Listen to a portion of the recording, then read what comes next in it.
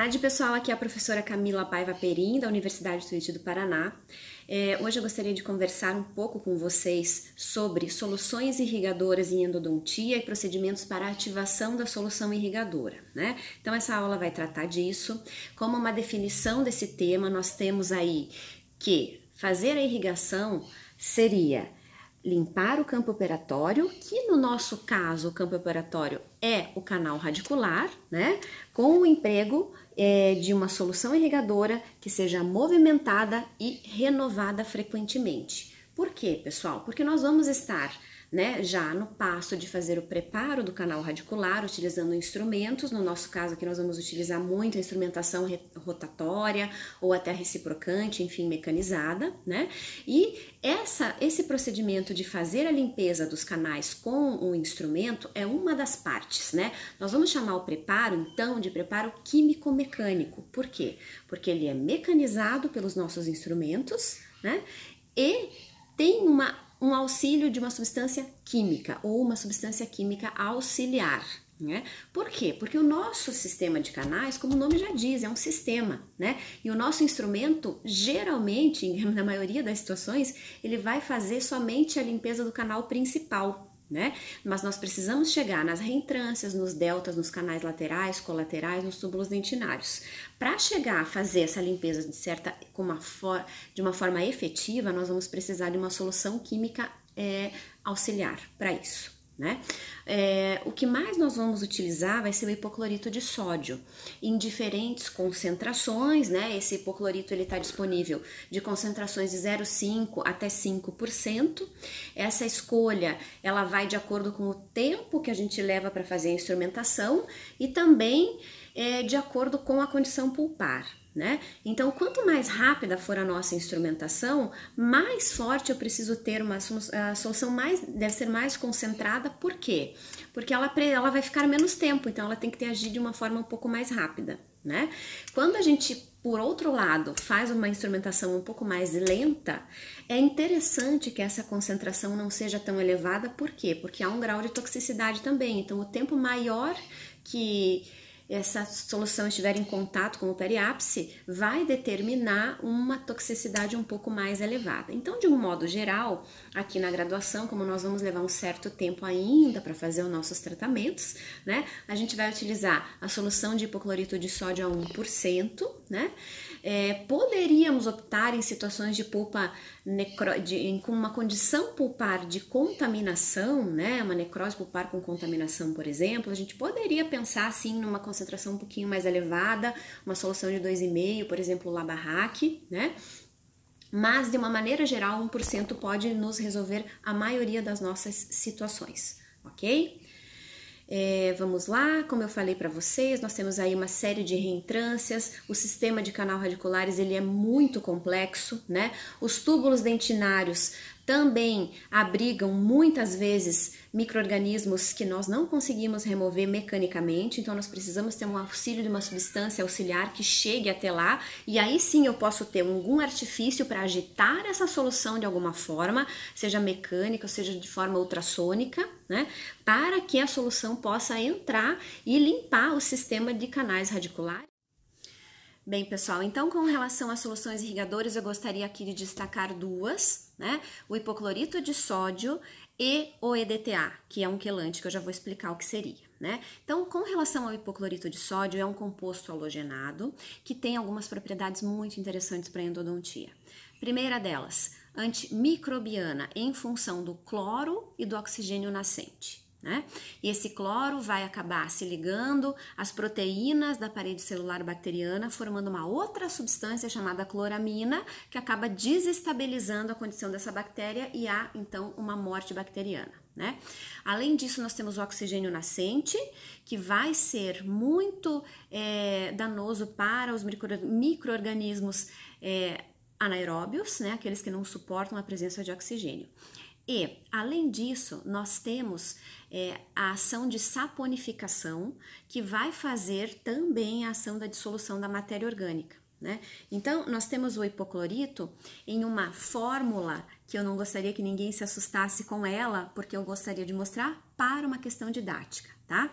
Aqui nós temos o hipoclorito de sódio NaOCl em solução aquosa, que vai se dissociar em hidróxido de sódio, que é uma base forte, que vai ser o que confere ao hipoclorito a capacidade de dissolver a matéria orgânica, e o ácido hipocloroso. Dentro desse ácido hipocloroso, então, eu tenho o cloro, que vai formar a cloramina, que é uma substância bactericida, e tenho o oxigênio, que vai atrapalhar muito a sobrevivência de bactérias anaeróbias dentro do canal radicular. Então, com essas propriedades, eu tenho uma substância bastante completa para fazer a limpeza do canal radicular, tá? Eu gostaria de destacar um pouquinho, então, as concentrações. Nós temos aí concentrações de 0,5, que vai ser chamado de líquido de Dakin, a 1%, que seria a solução de Milton, que é a solução que nós utilizamos na Tuiuti, né? A 2,5% Labarraque, e aí outras concentrações, que vão de 4% a 6%, nós vamos chamar de soda clorada, estão muito próximas da concentração da Quiboa, né? Quanto mais concentrada, maior a velocidade da dissolução da matéria orgânica. E falando de matéria orgânica, nós vamos falar aí de resíduos pulpares, inclusive também os resíduos microbianos, tá? Mas com relação à ação antimicrobiana, todas as concentrações elas vão ter uma boa efetividade. Então, como é que eu faço essa escolha? Se eu tenho uma polpa numa condição de muita contaminação, um resíduo pulpar, né, uma polpa necrótica em uma condição de contaminação elevada, eu posso escolher uma concentração um pouquinho mais elevada. Se eu fizer também um preparo do canal radicular de uma forma mais rápida, isso também é um determinante para a minha escolha, né? Se eu fizer um canal de uma forma mais lenta e também se ele for uma polpa viva, eu quero preservar as células do periápice, eu posso sim escolher uma solução de uma concentração menor, que tem uma boa ação antimicrobiana, mas tem uma ação deletéria ao periápice menor, né? Uma irritação menor. Tá? Então, o hipoclorito, por ter principalmente a ação de dissolução na matéria orgânica, ele ganha, por exemplo, da clorexidina, que tem somente a ação antimicrobiana, antibacteriana. Tá? E aí, eu mostro para vocês a dissolução em uma ilustração, né? Se a gente colocar aqui, nós temos a polpa, em uma sequência de minutos, ela vai sendo dissolvida. Isso é a ação da dissolução na matéria orgânica, né? Se a gente fizer essa experiência, a gente vai ver que isso é bastante interessante. Quanto mais concentrado, mais rápido isso vai acontecer, né? Mas com relação à ação antimicrobiana, nós vamos ter uma ação muito parecida entre todas as soluções. A solução de hipoclorito geralmente vem em frascos escuros, porque ela é muito lábil à temperatura e à luz, então acaba se perdendo muito a concentração se ficar exposto ao sol, né? E algumas desvantagens, claro, que a gente vai ter, né? Corrosão de instrumentais, nós temos aí alguns instrumentais que a maioria deles em aço, né? E alguns deles podem oxidar. Claro, um manchamento de superfícies como babadores, que sejam de pano, a roupa do paciente, isso pode acontecer, então nós precisamos cuidar com hipoclorito, é como a Quiboa na nossa casa, né? Alguns pacientes podem ter uma reação alérgica, então esse produto poderia ser substituído com uma certa perda, né, pela clorexidina, porque a clorexidina não dissolve matéria orgânica. Ok? E se for uma concentração alta, nós vamos ter aí uma situação de toxicidade mais elevada, né? Então, corrosão, né? Certo, pessoal? Com relação às indicações, nós já conversamos e agora eu gostaria de falar dos quelantes. Vamos pensar o seguinte, eu falei muito em limpeza de desinfecção e limpeza de substâncias orgânicas que estão dentro do canal radicular, de solução de resíduos pulpares e resíduos microbianos. Mas quando nós executamos o tratamento, o que acontece? Nós vamos originar também raspas de dentina, que são substâncias inorgânicas. E essas substâncias inorgânicas ficam depositadas nas paredes do canal radicular. E o hipoclorito não tem a capacidade de arrastar tudo isso, né? Então eu preciso de uma substância que remova a matéria inorgânica. Quem é que vai fazer isso? O quelante. O quelante é aquela substância que vai lá e rouba íons de um determinado complexo molecular. No nosso caso, o complexo molecular que nós estamos falando é a dentina e eu preciso remover íons cálcio. O quelante específico para isso é o EDTA, né?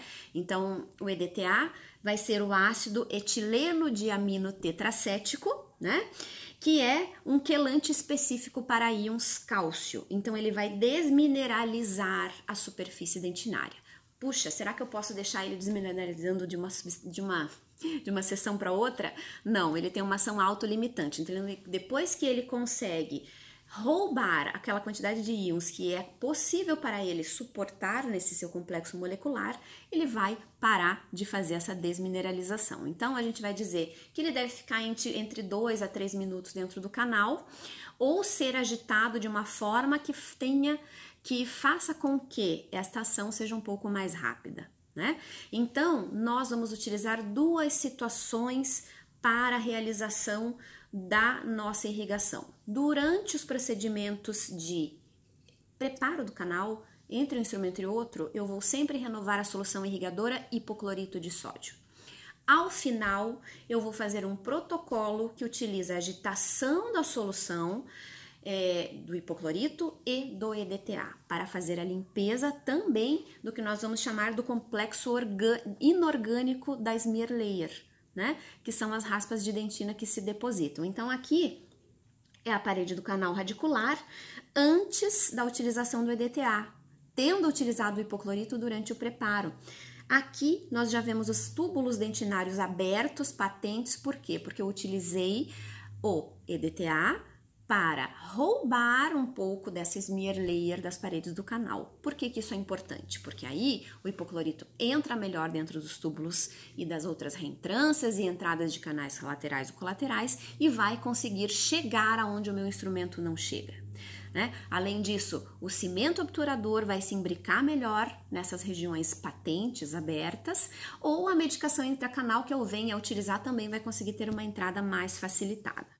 Bem, pessoal, quais são os materiais que nós precisamos para executar, então, esses procedimentos de irrigação, né? Nós vamos precisar de agulhas, né, que vão estar acopladas às seringas, geralmente seringas plásticas. Eu acredito que são as seringas mais práticas para que a gente execute isso. Eu, pessoalmente, prefiro as seringas de vidro, né, e cânulas de aspiração, né? As agulhas precisam ser precisam ser muito finas, porque eu quero que elas cheguem muito próximas à região periapical. Eu não quero que extravase líquido, mas eu quero que chegue lá. Porque se não chegar, o giro da solução vai ficar sempre muito próximo da ponta da agulha. Se for uma agulha muito calibrosa no interior do canal radicular, bem na entrada, essa solução vai ficar por ali, ela não vai chegar na região periapical, né? E é isso que eu preciso que aconteça. Então, eu preciso que agulhas finas cheguem muito próximas do periápice, a aproximadamente 2 milímetros, né?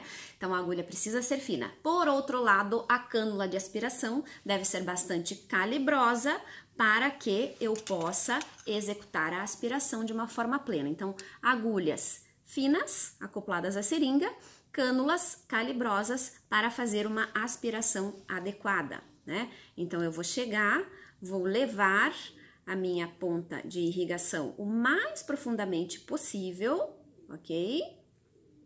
E vou estar sempre com a minha cânula de aspiração posicionada, porque senão começa a refluir hipoclorito, o paciente começa a sentir o gosto, né? E isso não é legal, tá? Bem, pessoal, só colocando aqui, materiais então que nós precisamos, né? Uma seringa plástica, eu acho bastante interessante, para a colocação do hipoclorito, e agulhas finas, não agulhas calibrosas, ok? Essas agulhas, também algumas delas têm uma saída lateral que tem o objetivo de evitar que haja um afluxo, né, de solução para a região do periápice. São agulhas bastante interessantes também, mas se nós fizermos um cuidado adequado, nós podemos utilizar agulhas com a ponta reta, a ponta romba, não com bisel, né? O ideal é que ela faça um afluxo bem pontual para a região do periápice, tá? Então, essa circulação de líquido ela deve ficar restrita a essa região. Nós nunca devemos fazer uma pressão excessiva, porque aí o hipoclorito pode ir para a região do periápice e causar situações bastante estressantes para nós e principalmente para o nosso paciente, né? Que é a injeção de solução no tecido apical que vai causar uma reação inflamatória bastante imediata, intensa e com muita dor. Então, nós precisamos estar com a agulha de irrigação posicionada bastante próxima da região do periápice, mas sem fazer com que ela esteja travada, ou seja, sempre tem que ter um espaço para refluir esse líquido e com o auxílio da ponta de aspiração na entrada do canal, sempre, ok? Bem, esta é a irrigação convencional, tradicional. Porém, esta situação não vai provavelmente fazer com que o nosso líquido chegue nas regiões de túbulos dentinários, deltas apicais e reentrâncias. Para isso, eu vou precisar ativar a solução irrigadora. Então, pessoal, para finalizar, vamos falar um pouco da ativação da solução irrigadora. Nós indicamos que seja feita sempre ao final da instrumentação. Então, sempre que nós finalizarmos o nosso procedimento de instrumentação, sempre fazendo a irrigação, nós ainda vamos ativar a solução com alguma coisa, né? Aqui na disciplina, nós indicamos a utilização de um instrumento ultrassônico, um inserto ultrassônico, de preferência acoplado a equipamentos que nos permitam uma escolha da potência. Por quê? Porque o inserto é muito fino, muito delicado, e se a potência for elevada, ele pode fraturar. Não por falta de qualidade do inserto, mas pela potência exacerbada que alguns podem estar colocando neste inserto, né? Então, nós recomendamos que a potência máxima para este inserto seja de 10%, a mínima possível. E eu vou passar para vocês um vídeo rapidinho para mostrar o que o ultrassom faz. Nada mais é do que jogar a solução para as paredes do canal radicular, sem, no entanto, jogar para a região periapical, que seria um problema, né?